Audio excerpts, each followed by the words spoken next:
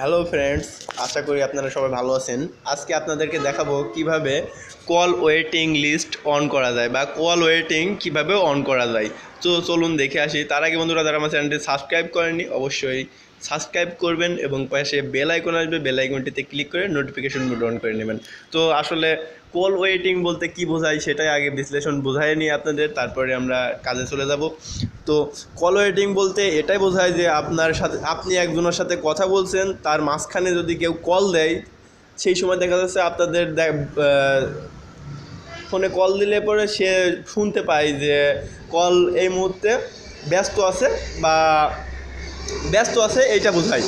তো কিভাবে আপনারা ওইটা বোঝাবে যে কল ওয়েটিংয়ে আছে, বা সরাসরি আপনার ফোনে কল চলে আসবে, একজনের সাথে কথা বলছেন তারপরেও দেখা যাচ্ছে আরেকজন কল দিলে সেই কলটাও আপনার ফোনে বেজে উঠবে। তো তার জন্য কি করতে হবে সেটাই আমি আজকে দেখাবো।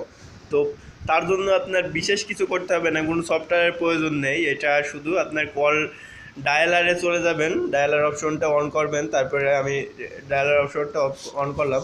তারপরে জাস্ট আপনাকে করতে হবে, আমার এটা অন করা আছে তার কারণে আমি অফ করে দিচ্ছি। অফ করতে হলেও সেটা আগে আপনাদের শিখিয়ে দিচ্ছি, তারপরে আপনার অন করাটা দেখাবো।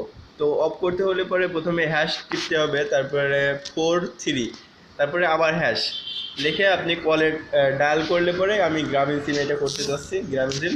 তো দেখতে পাচ্ছেন call waiting has been disable, এটা ডিজেবল হয়ে গেছে।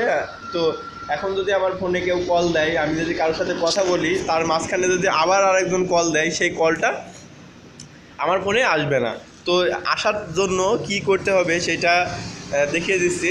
সেম সিস্টেম, শুধু এখানে *4 3 হ্যাশ ডায়াল করলাম গ্রামীণ।